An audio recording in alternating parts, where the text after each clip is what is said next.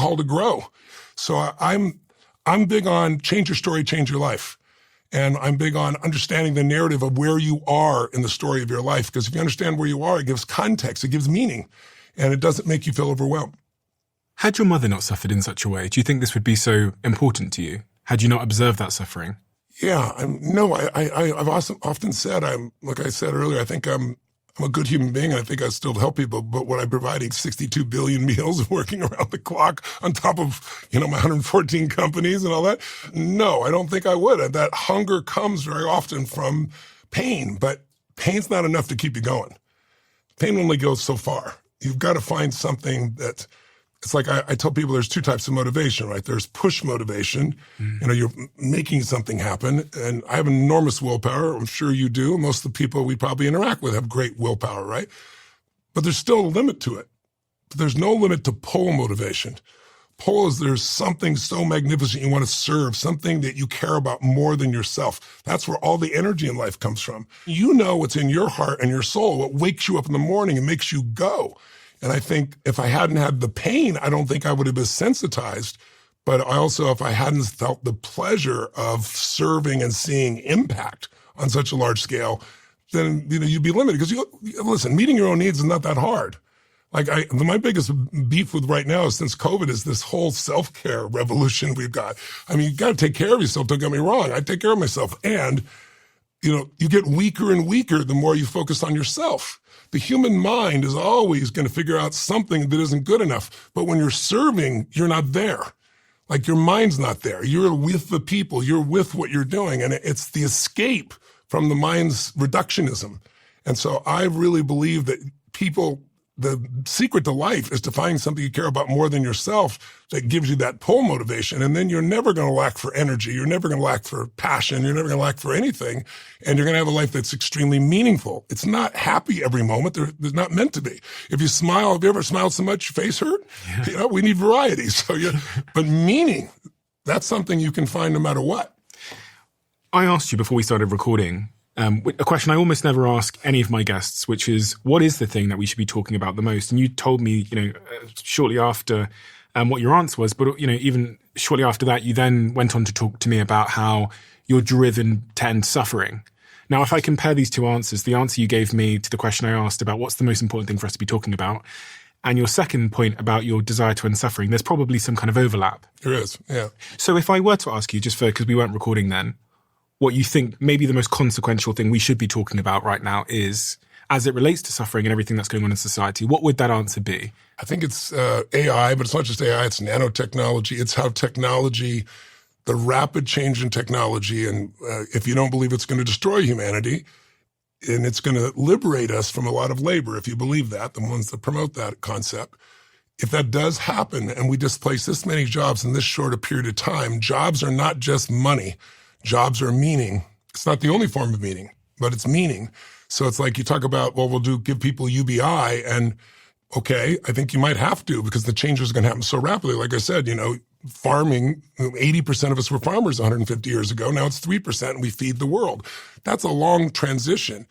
I think I mentioned to you off the air here, I was visiting with President Obama 10 years ago, and towards the end of his term there, and I was saying, hey, I just got to talk to you. You inherited a pretty tough economy from the original 2008 breakdown.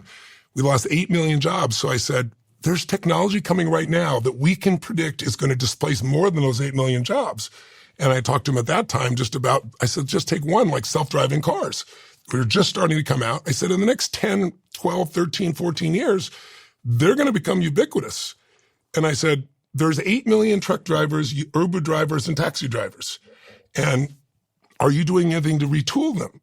I said, because... Just in the U.S.? Just in the U.S. I said, because if you don't, think about this. If I'm a business person and I can hire a person to drive a truck only 8 hours a day, I have to pay for the healthcare, which gets more expensive every year. They're going to bitch at me about things.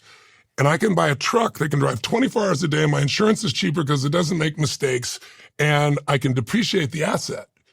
Am I going to hire anybody? I said, so... those jobs are going to go away. That's 8 million. That's one sector. We could look at pharma. There's so many industries affected.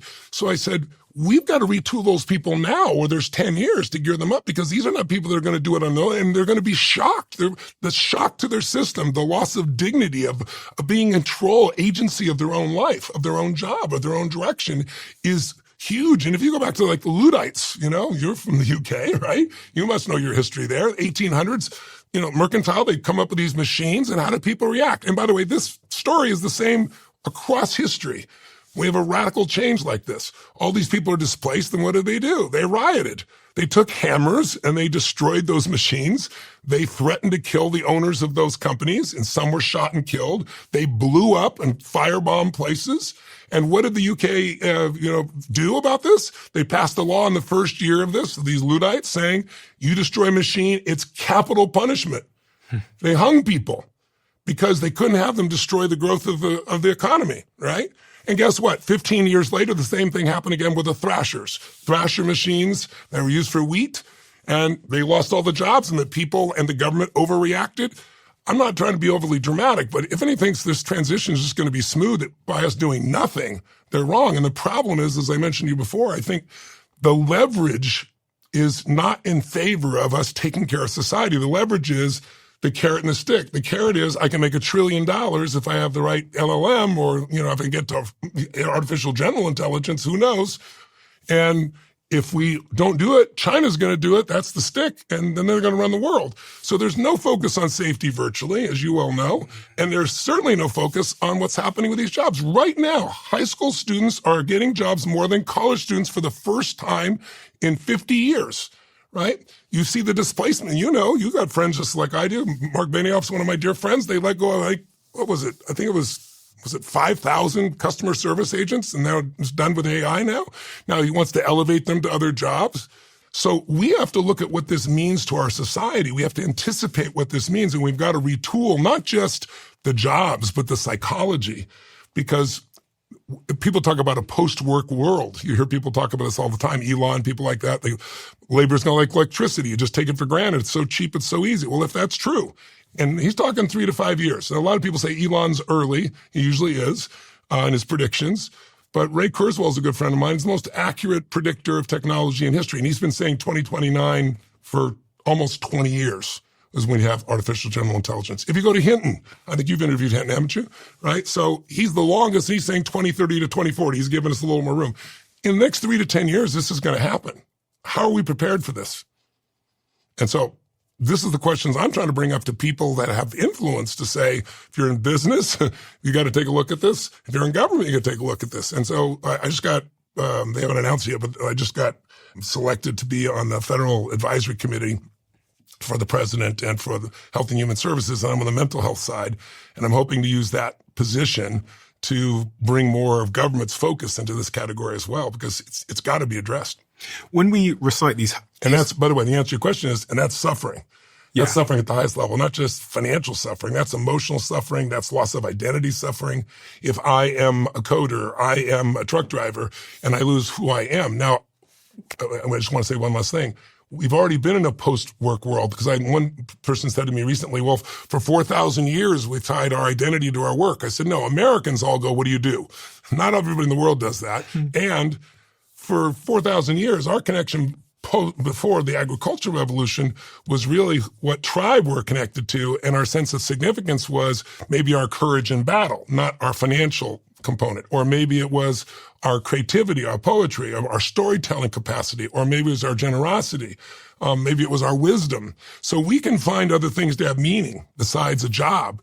But if you don't take a culture that's been conditioned for 200 years to think a certain way, we're going to have a lot of pain. And I would like to see us have less of that if we could. And I'm only one person, but I'll do my best to help people make that transition.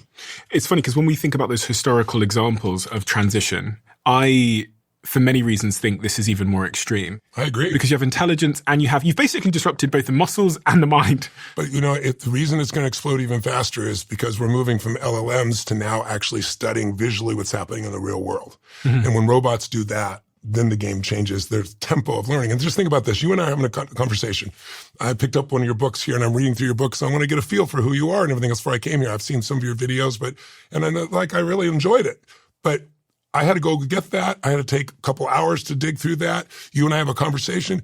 If either one of us learns something or a machine, every machine knows it instantly. You push one button and they have all of that knowledge. There's none of this word transfer. It's now. So people don't realize what this really means. And when you're learning from the real world, not just LLMs, right now, you and I, our brains are predictive devices. They're predicting what is going to happen next to the best of their ability. And we're trying to close that gap as much as we can, or we get jolted. Well, think how predictively that's going to do to people's heads when all of a sudden their labor is not needed. And it's no longer blue collar labor, which is what people thought it would be. It's white collar labor. I mean, like my financial, I own 95 different private equity firms. I own the firms, not the actual funds, right? So I get the 2 and 20 of them, and I got pieces of all of them. So they're biggest in the world.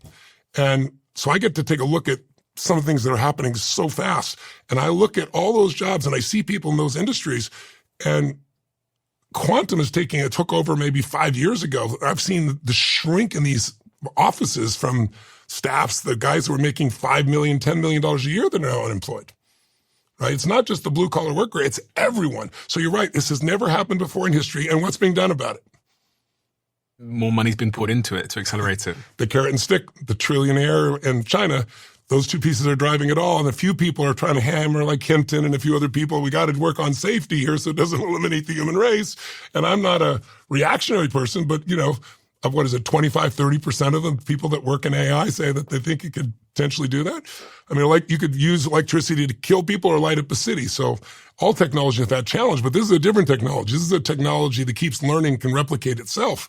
Right now, they don't even know how some of this actually works. They don't know how the AI is actually working. It's teaching itself. These AIs now have their own language. I'm sure you know. They're talking no longer in English to each other. And, I'm sure you've seen the studies, right, where they give them information in the email, and then they say they're going to shut off the AI, and it blackmails them by giving them fake information about somebody having an affair, and it blackmails them. I mean, it lies. So we're living in a crazy world where the opportunity is greater than any time in history for us to be creators. We were created and we're meant to create, and we've got tools to create like never before. But we're going to have to make sure that as we're doing that, we've got some parameters around safety and some parameters about what does it do to society. And I don't have the perfect answers for it, but I do know one thing. Retooling is the answer. And I don't believe most people will be replaced by an AI. They'll be replaced by somebody who knows how to use AI. Yeah, one of the things you said there really blew my mind when I watched a video from Boston Dynamics this week where the guy explained how these robots are going to learn. And he goes, there's two ways. One way is we're going to get our factory workers to wear a suit, and every time the factory worker does something, all the robots are going to learn that thing. And the other thing is, he said, is if one of our robots learns something, whether it's how to pick up a book or how to make an omelette, every robot learns it instantaneously.